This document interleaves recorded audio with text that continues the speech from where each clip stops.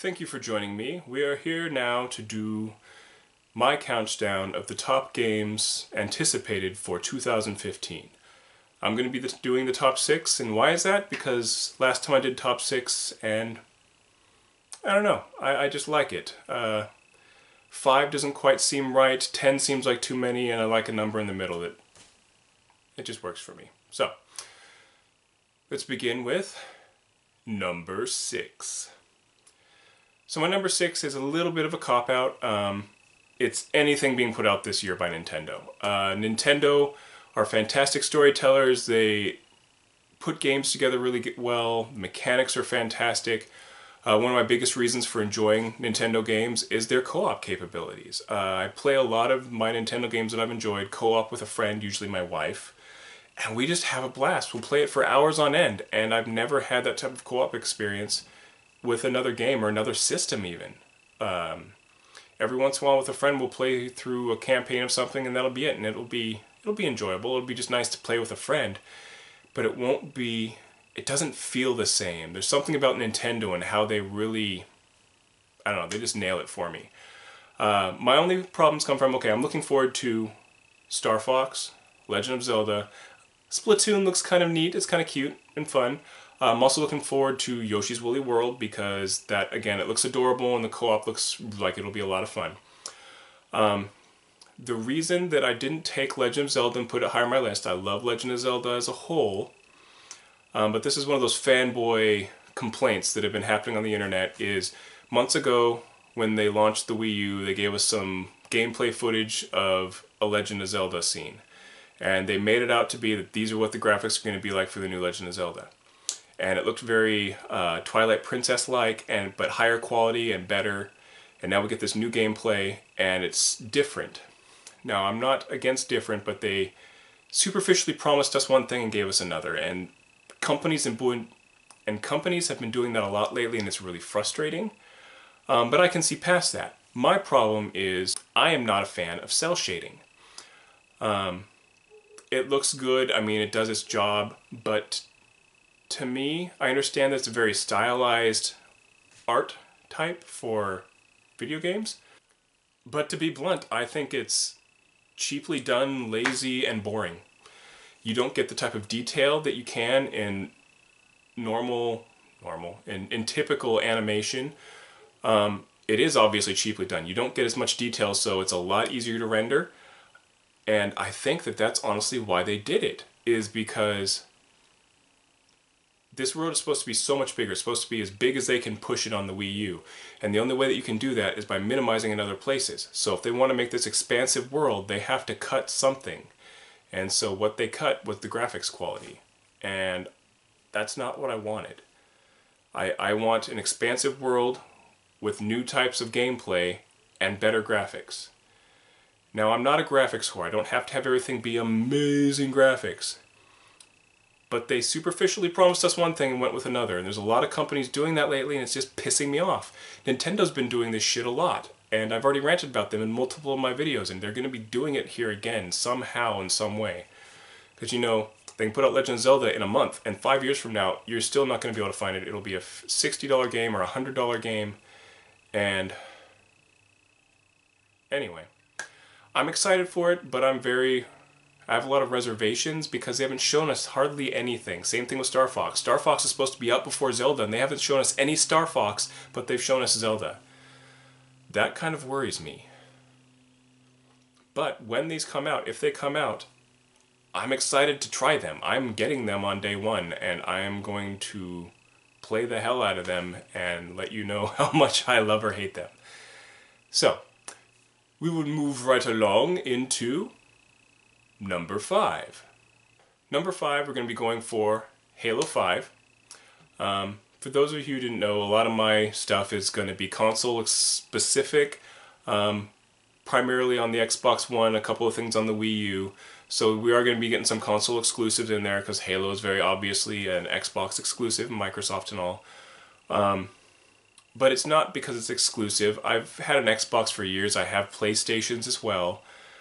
But this was one of the games I played when they first came out, and it has a special place in my heart. The characters I know the characters and how they act and what they look like, their motivations, their backgrounds, and all these things. And so they've got a special place for me. And getting to see their story progress is exciting. It's like waiting for that new book in the series that you're reading. What is interesting here that I enjoyed is they are introducing a new main character. He isn't taking the place of John, our Master Chief. They are going to be like co-main characters. It's my assumption that in the co-op game you're going to be playing both of them. The new main character's name is Locke, and the interesting thing I like about him is if you got the Halo Master Chief collection, you got the ability to watch the live-action TV series Halo Nightfall, which told you a lot about Locke, this character who in Halo 5, his purpose is going to be hunting down Master Chief. Master Chief has gone rogue.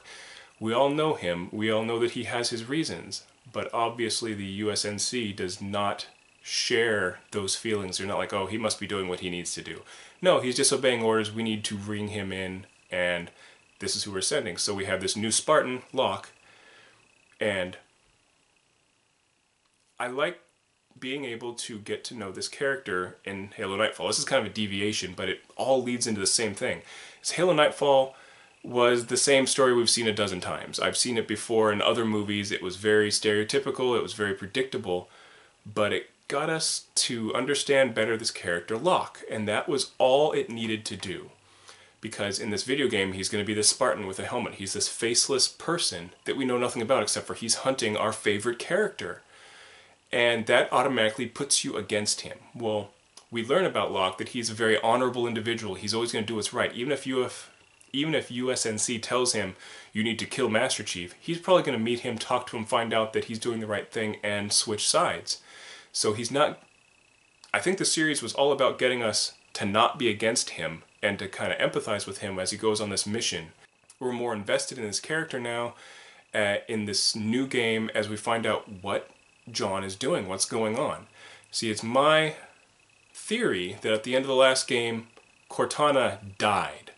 So it's my belief that she's somehow going to come back and she's going to have a physical body, whether it be within that of like a robot or even a human body. I got the implication that where they were and what they were doing, they could somehow create things like that. And so that's what I'm looking forward to and finding out. So it's really exciting. And like I said, I've grown to love these characters and I'm looking forward to it a whole bunch. Not to mention that, but I did play, or not only that, but I did play in the Halo Online beta and I got to get a taste of the new mechanics, and it is so smooth and it is so nice compared to the last games. The last games were great and I enjoyed them, but it's just so much better now. You can climb up walls, you can sprint, different weapons and types, shields function in a different way, and it's so well done that I'm excited to play it in a campaign, which is, again, that's my main passion, is the campaign and the story. Online is fun and all, but it pales in comparison to the story of the Halo universe. So now we have number 4. For me, number 4 is yet another Xbox exclusive. It'll be Quantum Break, for those of you who are not familiar with Quantum Break. It is the new game and brainchild being put out by Remedy. Remedy is the company that put out Alan Wake. Alan Wake was this supernatural thriller horror game, and it was really well done. It was done in the style of a TV series. So every part of the game was an episode within that season. You'd finish off an episode and it would be a cliffhanger almost always. Credits would roll and you'd go to the next episode. Well, at the beginning of the episode it would be like, last time on Alan Wake, and it'd show you all these clips, and it was like... It was such a new way of telling a story in a video game that I loved it. There was just something so interesting about it. And they're going to do the same thing here, but they're going to do it better. The way that they're going to be doing it is they're going to be breaking the game up. It's going to be like Season 1 of Quantum Break. But beyond that, they're also having a live-action TV series that, from what I understand, is also going to be on the disc with the game, so that as you finish one episode of the game, you go to the episode of the TV show. And then you go back to the episode of the game and the episode of the TV show. You don't have to do that because they're two separate stories that are happening at the same time. So you can watch them separately, but of course suggested for the best experience you want to do them together like that, which I am totally going to do. I want to get the best out of this experience. But anyways, let's go into the plot of this game. The plot is all about time manipulations, experimentation going on with messing with time, and something happens and it breaks. And certain individuals have the ability to manipulate and change time to fix things, and you're playing one of those characters, if not more of them. I don't know, we don't have that much information, but I've seen some of the gameplay, and as you're walking around, you're this average looking guy, and you can stop time. And through that, you might be able to move around a little bit and push certain things forward in time, pull them back again. You can run really fast for like a split second, moving from one place to another while time is paused. Other creatures, not creatures, other people wearing special suits and stuff can get into that little time dilation with you, and you can fight them by doing things. You can make like a car explode, but then it resets back to what it was like when you stopped time. So there's a lot of really interesting mechanics. It has a lot of potential, and because I think Remedy did such a fantastic job on Alan Wake, I am really looking forward to this game. The only thing I can say is there better be some sort of leveling system that's a little bit interactive. Alan Wake didn't have anything like that. It was really basic. You're just a guy with a gun and a flashlight. And so there has to be more, because you have superpowers more or less, and so there has to be a way for you to level those, and I'm hoping it just doesn't happen. But even if it does, this should be proved to be a fantastically interesting experience. Now we go to number 3. And once again, we have an Xbox exclusive. It's a timed exclusive, but an exclusive nonetheless. Can any of you guess? It is Rise of the Tomb Raider. Now, the Tomb Raider reboot was fantastically successful. I mean, it was really well done. You get to take the character, we start over before she's even into raiding tombs, as it were. She's just a girl on an archaeological dig, and crazy stuff happens, and she has to become this amazing heroine, and you're along with her on that journey to tell this story. Family who've died in her background, friends who are disappearing, all these crazy things, voodoo, magic, whatnot, happening on this island that you've crash landed on, and it's really interesting. So now we're going to the next chapter in that, where the world doesn't necessarily believe what happened, and so she is fighting to not only prove that these things are real, but she's moving on and doing new things. So we're going to end up, from what I understand, in Siberian Russia, at least for part of the game, if not a bulk of it. So you're going to be dealing with the snow and the animals you'll find there, and they do say there's going to be multiple different places with different environments and such, but that's the one that they've been showing off the most so far. But take the mechanics and the world and the graphics from Tomb Raider, the reboot, and turn them all up and make them even better, and that's what we're going to be getting in this game. There's going to be better leveling for the character and for items, because you can have multiple different items that you can level in different ways depending on what your personal preferences are. The old game, you just got an item and you upgraded it to a certain point automatically, because it was like a story thing. You can't move from here to there unless you upgrade this item. This is going to be very different from that. I don't know, I'm just really interested to see where they go. I wasn't expecting to like the previous Tomb Raider game as much as I did, because I was never really into that series. But now I am, and let's see where they take us.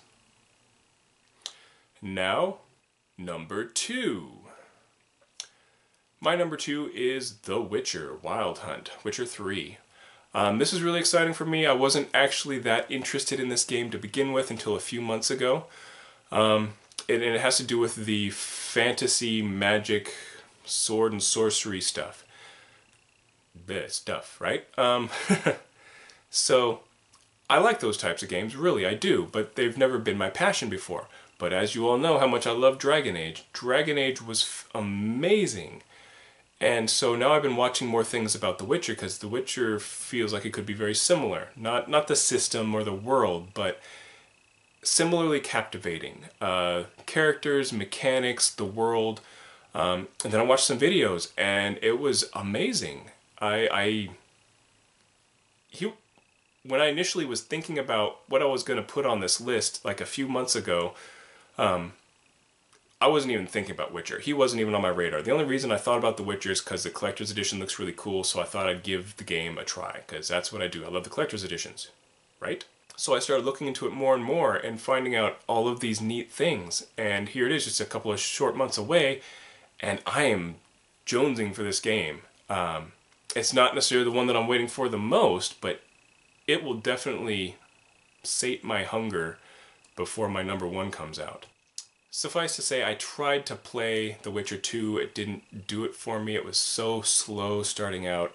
I heard good things, but I've heard also this game is supposed to improve on that, which I know it's okay for not every part of a series to be perfect, so I can skip games. I can always read online what happened so I can catch up if I really need to, but yeah, The Witcher looks amazing, and just a couple months, I can do it. I can do it.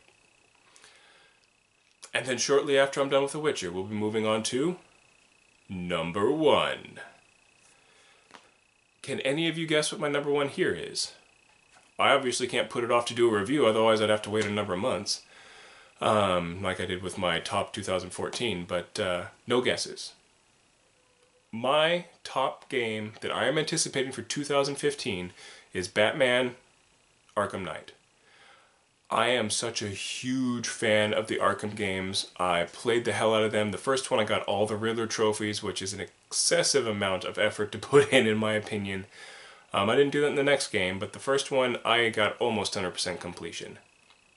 The mechanics are improved. You can see in just the videos the improvement in the quality of the game, the size of the world, and I've got 3 words for you. Motherfucking Batmobile. Yes, that is right. You get to race around Gotham in the Batmobile. It's got guns, it's got rockets, it's got all these things that Batman should never have because he doesn't do that type of thing. But for the sake of this game, it will be fantastic.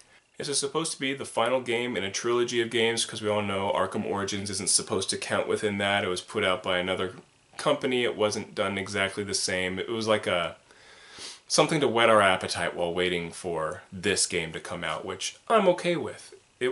Origins was kind of glitched, but you know, it gave me my fix while I was waiting for Arkham Knight. And there's something about how different this looks from the other games. Looking at the gameplay, it still feels very much the same, but the graphics and the quality, and I don't know, there's something about it that's just got my brain buzzing. And the bad guy, Arkham Knight, everyone has their conspiracy theories about who he is. We've been told that he's a new character. Of course, Arkham Knight is a new character, but that doesn't mean that the person behind the mask isn't someone that we already know. I mean, the most obvious guess is that it's Jason Todd.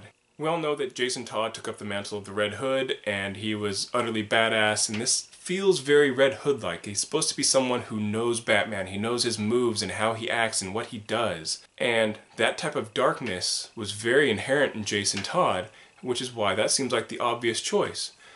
But because it's that obvious choice, it makes you think that, well, they wouldn't pick that. It's too obvious, so who the hell could it be?